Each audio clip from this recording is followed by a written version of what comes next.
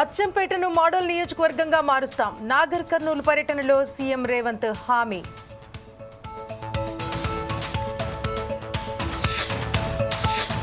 మీర్ చౌక్ ప్రమాద స్థలానికి కేటీఆర్ అగ్ని ప్రమాద భవన పరిశీలన.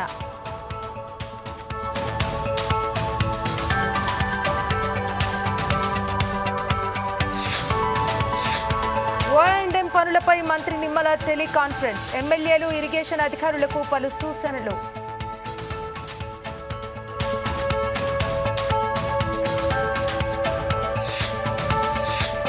ఆపరేషన్ సింధూర్లో ఎన్ని విమానాలు కోల్పోయా? సమాధానం చెప్పాలని జయశంకర్ కు రాహుల్ గాంధీ ప్రశ్న.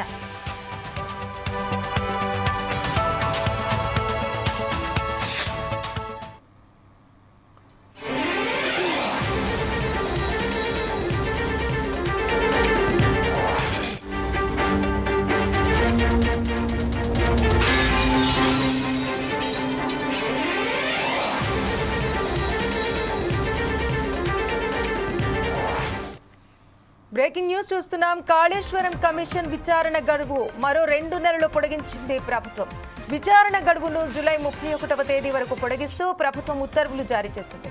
కాళేశ్వరం ప్రాజెక్టులో అవకతవకలపై జస్టిస్ పీసీ ఘోష్ నేతృత్వంలోని ఏర్పాటైన కమిషన్ దాదాపుగా విచారణ పూర్తి చేసినట్టు సమాచారం. ఇక ఇప్పటి వరకు ప్రస్తుత రిటైర్డ్ ఇంజనీర్లతో పాటు అధికారులను కమిషన్ విచారించింది.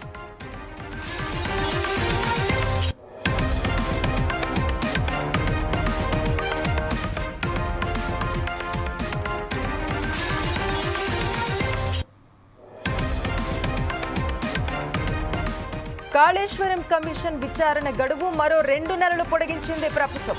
విచారణ గడువును జూలై 31వ తేదీ వరకు పొడిగిస్తూ ప్రభుత్వం ఉత్తర్వులు జారీ చేసింది. ఇక కాళేశ్వరం ప్రాజెక్టులో అవకతవకలపై జస్టిస్ పీసీ ఘోష్ నేతృత్వంలో ఏర్పాటైన కమిషన్ దాదాపుగా విచారణ పూర్తి చేసినట్టు సమాచారం. ఇక ఇప్పటి వరకు ప్రస్తుత రిటైర్డ్ ఇంజనీర్లతో పాటు అధికారులను కమిషన్ విచారించింది.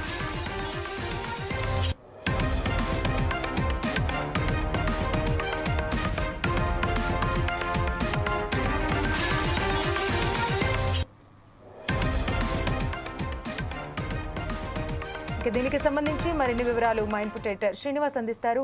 శ్రీనివాస్, చెప్పండి. అంటే గత ప్రభుత్వం మేము భారీ ఎత్తున ఈ కాళేశ్వరం ప్రాజెక్టును నిర్మించామని ఇప్పటికి కూడా చెప్పుకుంటూ వస్తుంది. బట్ ఇప్పుడున్న ప్రభుత్వం మాత్రం అసలు కాళేశ్వరం ప్రాజెక్టు చేసి వాళ్ళన్నీ అంటే అవకతవకలతోని అంటే అది భారీ ఎత్తున అంటే కోట్లు దోచుకోవడానికే ఈ ప్రాజెక్టు కట్టారని చెప్పడం జరుగుతుంది. అయితే దీని మీద తెలంగాణ ప్రజలందరికీ కూడా చాలా ఆసక్తి నెలకొని ఉంది. అంటే అందులో నిజంగానే అవకతవకలు జరిగాయా, అసలు ఏంటి అనేది కూడా ప్రతి ఒక్కరికి ఆసక్తిగా ఉంది. అసలు దీనికి సంబంధించి పూర్తి వివరాలు తెలపండి. కాళేశ్వరం ప్రాజెక్టుకు సంబంధించి ఏదైతే గత టీఆర్ఎస్ ప్రభుత్వం చాలా ప్రతిష్టాత్మకంగా తీసుకుని నిర్మించిన ప్రాజెక్ట్. అయితే ఈ ప్రాజెక్టు రేవంత్ రెడ్డి సర్కార్ వచ్చిన తర్వాత దీని మీద అనేక అనుమానాలు, ఎందుకంటే ప్రతిపక్షంలో ఉన్నప్పుడు కూడా రేవంత్ రెడ్డి కాంగ్రెస్ పార్టీ కాళేశ్వరం ప్రాజెక్టుకు సంబంధించి అనేక అనుమానాలు ఆరోపణలు చేయడం జరిగింది. ఇది కాళేశ్వరం ప్రాజెక్టు పెద్ద ఎత్తున కమిషన్లు చోటు చేసుకున్నాయి. ఇందులో స్వయంగా కేసీఆర్ సంబంధించిన ముఖ్య వ్యక్తులకు కూడా 100 కోట్లు దోచిపెట్టారు అని చెప్పేసి ఆరోపణ కూడా ఆ రోజు చేయడం జరిగింది.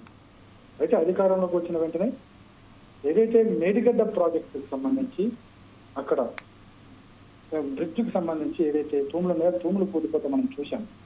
ఆ తర్వాత దీనికి సంబంధించి అనేక ఆరోపణలు ఆనాటి సర్కార్ మీదకి రావడం జరిగింది. సొంత డిజైన్లతోని ప్రాజెక్టు నిర్మాణం చేశారని చెప్పేసి లక్షల కోట్లు ఖర్చు చేసి 1000 కోట్లు తమ ఖాతాలో వేసుకున్నారని చెప్పేసి అనేక ఆరోపణలు ఆనాటి సర్కారు మీద ఆరోపణలు వచ్చింది. దీంతోనే స్పందించిన ప్రభుత్వం ఒక కమిషన్ను ఏర్పాటు చేసింది. ఆ కమిషన్ కాళేశ్వరం కమిషన్ సంబంధించి ఒక విచారణ గడువు కూడా విధించడం జరిగింది. అయితే ఆ విచారణ గడువు ఈ మళ్ళీ పెంచుతుంది. అంటే ఇప్పటికీ కూడా చాలా విచారణ జరపాల్సి ఉంది, ఇంకొంత లోతుగా పరిశీలన జరపాల్సి ఉంది. దాంట్లో ఖర్చు ఎంత జరిగింది, అదేవిధంగా ఏ విధంగా నాణ్యత లోపం ఉంది అన్న అంశాలన్నిటి మీద కూడా కాళేశ్వరం కమిషన్ ఒక పూర్తి విచారణ చేయాల్సి ఉంది. దానికి ఇంకా సమయం పడుతుందని చెప్పి చెప్పడంతో కాళేశ్వరం కమిషన్ సంబంధించిన సమయాన్ని విచారణ గడువు ఏస్తుందో దాన్ని మరో 2 నెలల పాటు పొడిగించడం జరిగింది. సో పొడిగించిన జూలై వరకు కూడా ఈ గడువు ఉండబోతుంది. జూలై 31 వరకు కూడా ఈ గడువు ఉండబోతుంది. సో ఈ మే 31 నాటికి ఈ కాళేశ్వరం గడువు ముగుస్తుంది. సో మరో 2 నెలలు పెంచారు కాబట్టి జూలై 30 వరకు కూడా ఈ కమిషన్ గడువు ఉంటుంది. సో ఈ గడువులో కూడా విత్తనాలు పూర్తి చేసి తగిన నివేదికను ప్రభుత్వానికి సమర్పించాల్సిందిగా ప్రభుత్వం ఆదేశాలు జారీ చేయడం జరిగింది. Thank you Srinivas.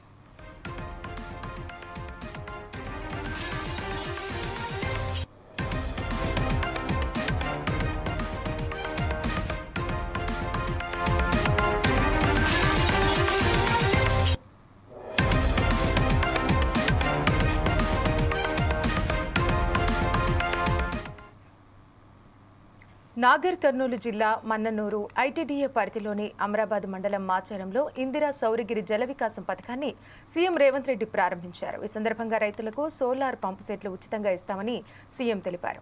రైతులకు 7.5 హెచ్పీ పంపు సెట్లు ఇస్తామని హామీ ఇచ్చారు. అచ్చంపేటను మోడల్ నియోజకవర్గంగా మారుస్తామని, కరెంటు పంపు సెట్లు తీసేసి సోలార్ పంపు సెట్లు ఏర్పాటు చేయాలని అధికారులకు సీఎం ఆదేశించారు.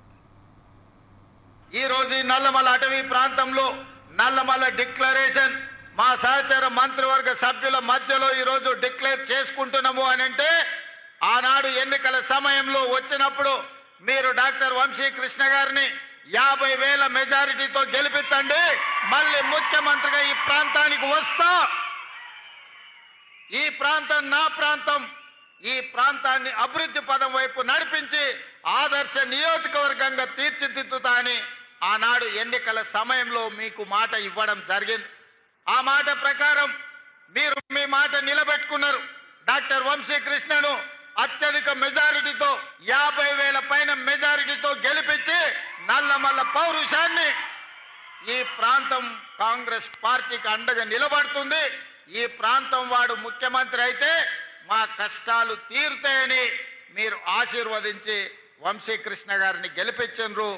ఈనాడు 65 మంది శాసనసభ్యులు తెలంగాణ నలుమూలలా గెలిపించడం వల్ల తెలంగాణ రాష్ట్ర ముఖ్యమంత్రిగా మీ బిడ్డ ఈరోజు మీ మధ్యలో నిలబడి నేను నల్లమల ప్రాంతం వాడిని, తెలంగాణ రాష్ట్రానికి ముఖ్యమంత్రి అని చెప్పుకునే గర్వపడే విధంగా ఈనాడు ఇక్కడ నిలబడ్డం.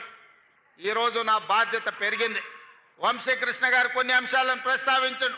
ఈ ప్రాంత అభివృద్ధికి సంబంధించి ఈ ప్రాంతాన్ని అభివృద్ధి చేయడం అనేది వంశీకృష్ణ గారికి ఎంత బాధ్యత ఉందో వారితో సమానంగా బాధ్యతను పంచుకోవడానికి ఈ ప్రాంతానికి అవసరమైన నిధులు మంజూరు చేయడానికి ప్రత్యేకమైన ప్రణాళికలు ఏర్పాటు చేసి ఇంతకుముందే కలెక్టర్ గారికి, షరత్ ఐఏఎస్ ఆఫీసర్ గారికి, ఇతర అధికారులకు మా ఉప ముఖ్యమంత్రి గారికి విజ్ఞప్తి చేసిన, నా ప్రాంతాన్ని అభివృద్ధి చేయడానికి ప్రత్యేకమైన ప్రణాళికలు రచించండి, దానికి అవసరమైన నిధులను విడుదల చేయాలి, ఈ ప్రాంతంలో సాగునీరు అందాలి, ఈ ప్రాంతంలో పేదలకు విద్య, ఉద్యోగ, ఉపాధి అవకాశాలు ఇవ్వాలి అని చెప్పి మా సహచర మంత్రివర్గ సభ్యులతో పాటు అధికారులకు సూచన చేయడం జరిగింది. నాగర్ కర్నూలు జిల్లా అమరాబాద్ మండలం మాచారంలో ఇందిరా సౌరగిరి జల వికాసం పథకం ప్రారంభోత్సవాల్లో డిప్యూటీ సీఎం భట్టి విక్రమార్క పాల్గొన్నారు. అచ్చంపేట నియోజకవర్గంలో ఇందిరా సౌరగిరి జల వికాస పథకం ప్రారంభ బహిరంగ సభలో డిప్యూటీ సీఎం ప్రసంగించారు. తెలంగాణ గడ్డపై ఉన్న నినాదాలు చట్టాలుగా మారాలంటే మరో 20 ఏళ్లు కాంగ్రెస్ ప్రభుత్వం అధికారంలో ఉండాలని అన్నారు. ప్రజల మీద అపారమైనటువంటి ప్రేమ, వెనకబడి ఉన్నటువంటి నా బిడ్డలని కాపాడుకోవాలనేటువంటి తపన, తరతరాలుగా వాళ్ళు పోరాటం చేసినటువంటి లక్ష్యాల్ని నాకొచ్చినటువంటి ముఖ్యమంత్రి అవకాశంతో, నా మంత్రివర్గ సహకారంతో నా బిడ్డలందరికీ చేయాలనేటువంటి ఒక ఉన్నతమైన ఆలోచనతో ఈ ముఖ్యమంత్రి ఇవాళ నల్లమల డిక్లరేషన్ ని ఇక్కడ ప్రకటించి, ఆ ప్రకటనతో ఈరోజు కోట్ల రూపాయలు మీకోసం ఖర్చు పెట్టగలిగినటువంటి ఆలోచనతో ముందుకు పోతా ఉన్నాం. ప్రజల బాగు గురించి, వాళ్ళు బాగుపడితే, వాళ్ళకి ఆదాయం వస్తే, ఆ ఆదాయంతో వాళ్ళని నిలదొక్కుని ఆనందంగా బతుకుతుంటే చూడాలనేటువంటి తపన ఈ ఇందిరమ్మ ప్రభుత్వానికి, ప్రజాప్రభుత్వానికి ఉంది. అటువంటి తపనలోంచి వచ్చిందే ఇవాళ ఈ నల్లమల డిక్లరేషన్. కేవలం నీళ్ళు ఇవ్వటం, కరెంట్ ఇవ్వటమే కాదు, ప్రపంచవ్యాప్తంగా ఈరోజు గొప్ప గొప్పగా ధనికులు మాత్రమే అందుబాటులోకి వచ్చేటువంటి ఆవకాడో లాంటి ప్లాంటేషన్ కూడా అడవి బిడ్డలకు అందించి వాళ్లతో ఆ ప్లాంటేషన్ చేపించి అత్యధిక ఆదాయం వాళ్ళకు వచ్చేటట్టుగా చేయాలనేటువంటి ఆలోచన ఈ ప్రభుత్వం చేసింది. భారతదేశంలో తమకు ఆశ్రయం కల్పించాలని కోరుతూ శ్రీలంక శరణార్థులు దాఖలు చేసిన పిటిషన్ను సుప్రీంకోర్టు కొట్టివేసింది. విచారణ సందర్భంగా సుప్రీంకోర్టు ధర్మాసనం కీలక వ్యాఖ్యలు చేసింది.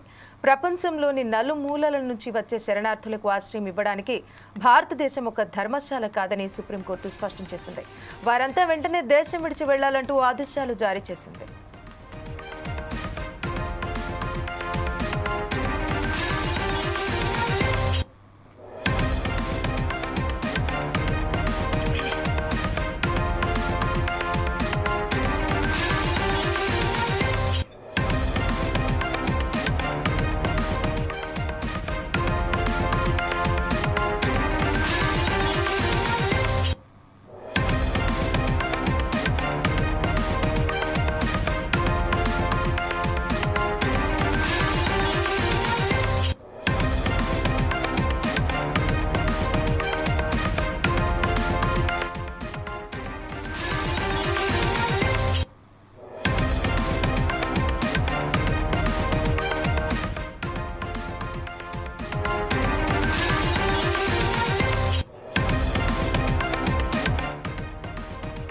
భారతదేశంలో తమకు ఆశ్రయం కల్పించాలని కోరుతూ శ్రీలంక శరణార్థులు దాఖలు చేసిన పిటిషన్ను సుప్రీంకోర్టు కొట్టివేసింది.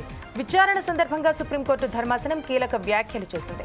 ప్రపంచంలోని నలుమూలల నుంచి వచ్చే శరణార్థులకు ఆశ్రయం ఇవ్వడానికి భారతదేశం ఒక ధర్మశాల కాదంటూ సుప్రీంకోర్టు తేల్చి చెప్పింది. వారంతా వెంటనే దేశం విడిచి వెళ్లాలంటూ ఆదేశాలు జారీ చేసింది. ఇక దీనికి సంబంధించి మరిన్ని వివరాలు మా ఇన్పుట్ ఎడిటర్ శ్రీనివాస్ అందిస్తారు. శ్రీనివాస్, ఏదైతే ఈరోజు సుప్రీంకోర్టు ఒక సంచలన తీర్పు ఇచ్చిందని చెప్పాలి. భారతదేశానికి వచ్చే శరణార్థుల విషయంలో సుప్రీంకోర్టు చాలా సీరియస్ అయింది.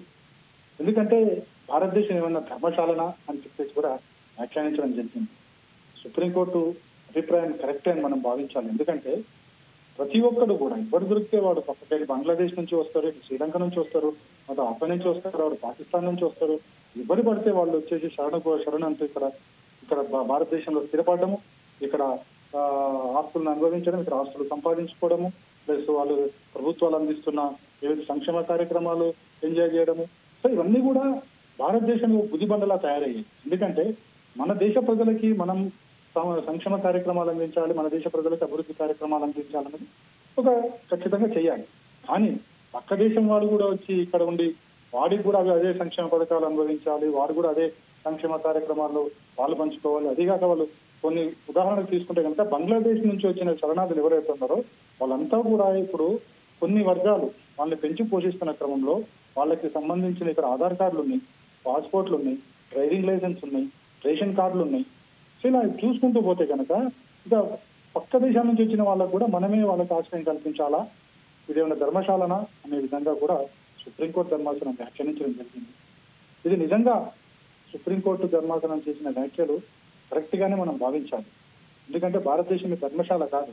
అందరికి వచ్చిన శరణార్థులకు అందరికి కూడా ఇక్కడ వాళ్ళకి వండి వర్తించడానికి లేకుండా వాళ్ళకి సంక్షేమం చూడడానికి. సో ఏదైతే సుప్రీంకోర్టు కామెంట్ చేసిందో, ఏదైతే శ్రీలంక నుంచి వచ్చిన శరణార్థులు ఈ పిటిషన్ వేయడం జరిగింది, తమని శరణార్థులుగా చూడాలని చెప్పేసి, ఆ శరణార్థులుగా చూడడం కాదు వాటిలో వారు కొన్ని డిమాండ్స్ కూడా చేయడం జరిగింది. ఇవన్నీ చూసుకుంటే కనుక సుప్రీంకోర్టు చేసిన వ్యాఖ్యలు కరెక్టే అని చెప్పేసి కూడా దేశం యావత్తు కూడా భావిస్తోంది. అయితే శ్రీనివాస్, అంటే రీసెంట్గా భారత్ పాకిస్తాన్ మధ్య యుద్ధం భీకరంగా జరిగింది. అయితే ఈ విధంగా తీర్పు రావడానికి ఆ యుద్ధం కూడా ఒక కారణమని అనుకోవచ్చా? అంటే అలా కాదు, కానీ ఒకటి శరణార్థులతోని శరణు అంటూ వచ్చి ఇక్కడ దేశంలోనే మన దేశంలోనే తిన్నింటి వాసాలు లెక్క పెట్టే రకాలు ఎక్కువగా అయిపోయారు.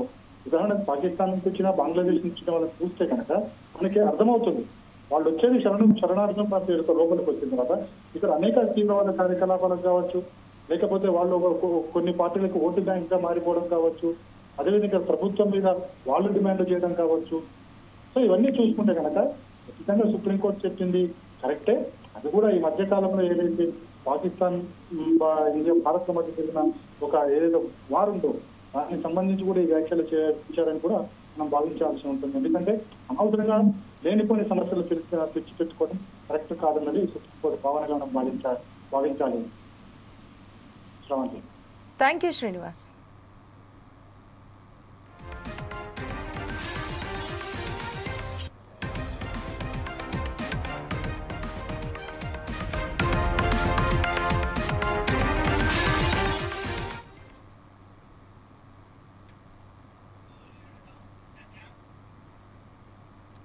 హైదరాబాద్ చార్మినార్లో మీర్ చౌక్ అగ్ని ప్రమాద స్థలాన్ని మాజీ మంత్రి కేటీఆర్ పరిశీలించారు.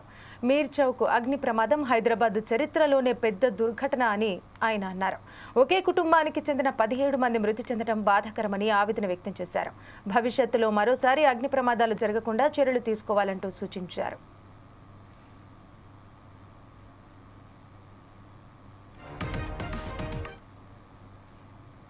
పెద్ద దుర్ఘటన అగ్ని ప్రమాదం ఏదైతే జరిగిందో ఒకటే కుటుంబంలో 17 మంది చచ్చిపోవడం అంటే నిజంగా కూడా మనసున్న ఎవరికైనా నిన్న ఆ సంఘటన దృశ్యాలు ఆ తర్వాత వాళ్ళ కుటుంబ సభ్యుల ఆర్తనాదాలు వింటే గుండె కదిలిపోయే పరిస్థితి.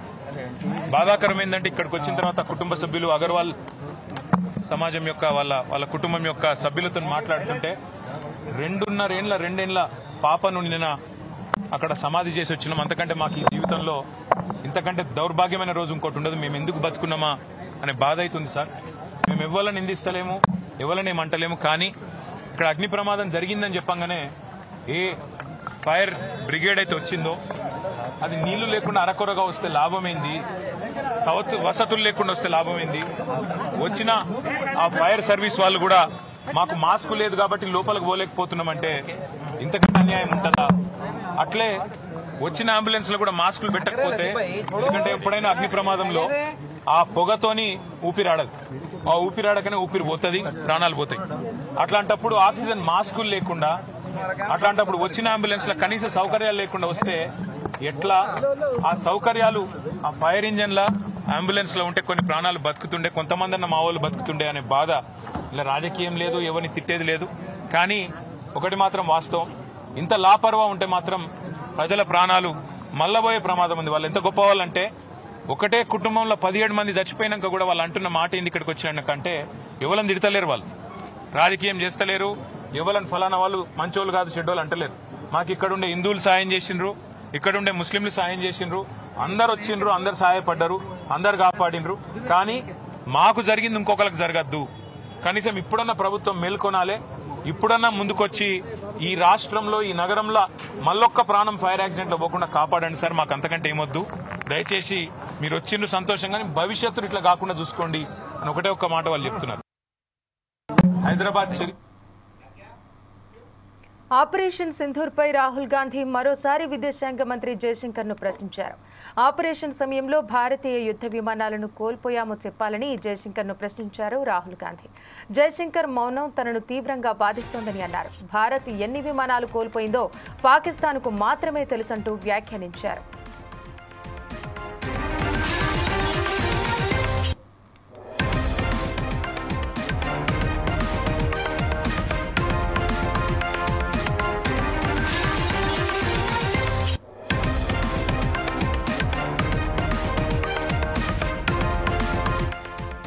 ఆపరేషన్ సింధూర్పై రాహుల్ గాంధీ మరోసారి విదేశాంగ మంత్రి జయశంకర్ ను ప్రశ్నించారు.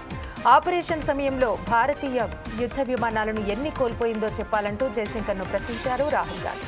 జయశంకర్ మౌనం తనను తీవ్రంగా బాధిస్తోందని అన్నారు. భారత్ ఎన్ని విమానాలు కోల్పోయిందో పాకిస్తాన్కు మాత్రమే తెలుసంటూ వ్యాఖ్యానించారు.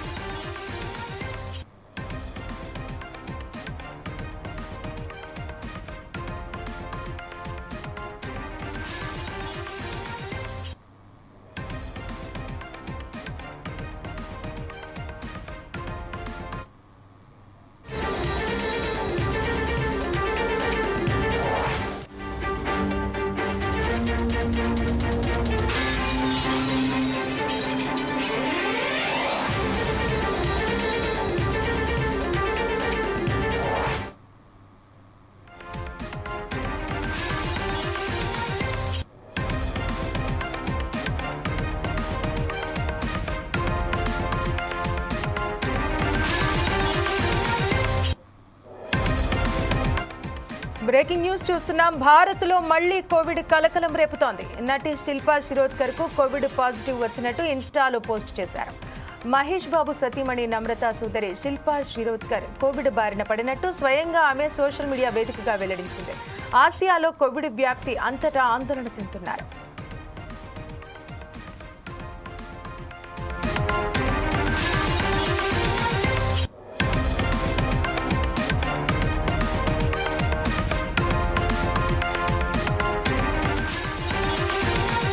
భారత్లో మళ్లీ కోవిడ్ కలకలం రేపుతోంది. నటి శిల్పా శిరోద్కర్ కు కోవిడ్ పాజిటివ్ వచ్చినట్టు ఇన్స్టాలో పోస్ట్ చేశారు. మహేష్ బాబు సతీమణి నమ్రతా సోదరి శిల్పా శిరోద్కర్ కోవిడ్ బారిన పడినట్టు స్వయంగా ఆమె సోషల్ మీడియా వేదికగా వెల్లడించింది. ఆసియాలో కోవిడ్ మళ్లీ దేశమంతటా వ్యాపిస్తోందంటూ ఆందోళన చెందుతున్నారు.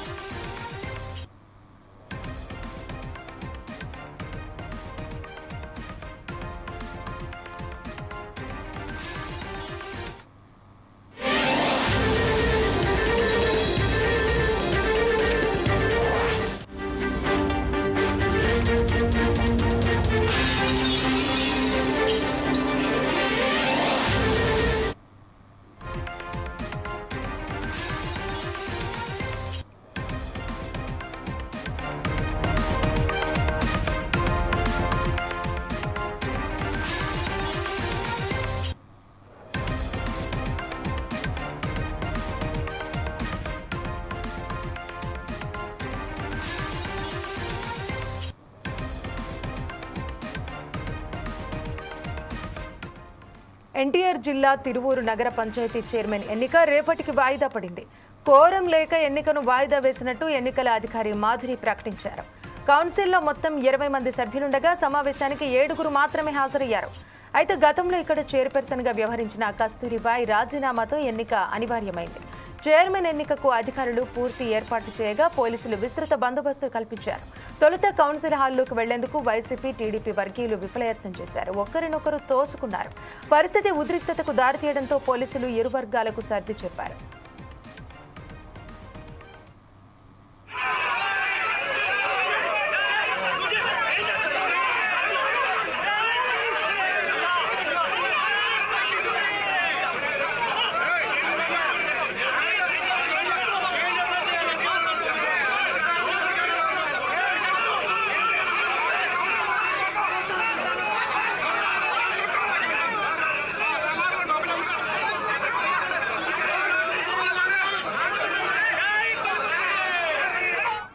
ఎన్టీఆర్ జిల్లా తిరువూరు నగర పంచాయతీ చైర్మన్ ఎన్నిక రేపటికి వాయిదా పడింది. కోరం లేక ఎన్నికను వాయిదా వేసినట్టు ఎన్నికల అధికారి మాధురి ప్రకటించారు.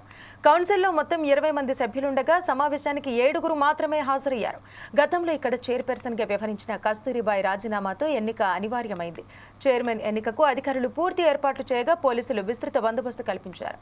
తొలుత కౌన్సిల్ హాల్లోకి వెళ్లేందుకు వైసీపీ, టీడీపీ వర్గీయులు విఫలయత్నం చేశారు. అయితే ఒకరినొకరు తోసుకున్నారు కూడా.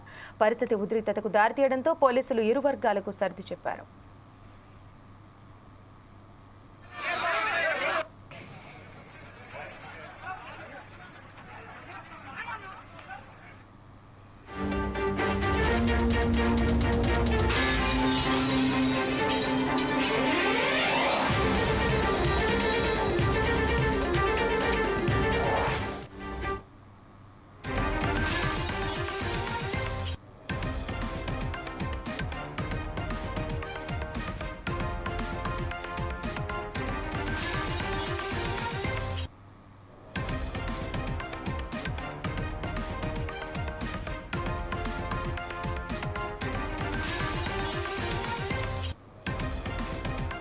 విశాఖ డిప్యూటీ మేయర్ ఎన్నిక కార్పొరేటర్ల గైర్హాజరుపై టీడీపీ అధిష్టానం సీరియస్ అయింది.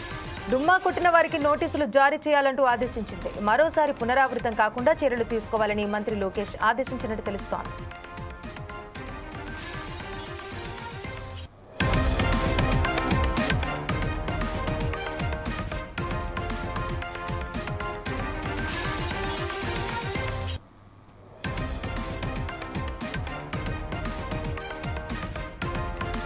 విశాఖ డిప్యూటీ మేయర్ ఎన్నిక కార్పొరేటర్ల గైర్హాజరుపై టీడీపీ అధిష్టానం సీరియస్ అయింది. డుమ్మా కొట్టిన వారికి నోటీసులు జారీ చేయాలంటూ ఆదేశించింది. మరోసారి పునరావృతం కాకుండా చర్యలు తీసుకోవాలని మంత్రి లోకేష్ ఆదేశించినట్టు తెలుస్తోంది.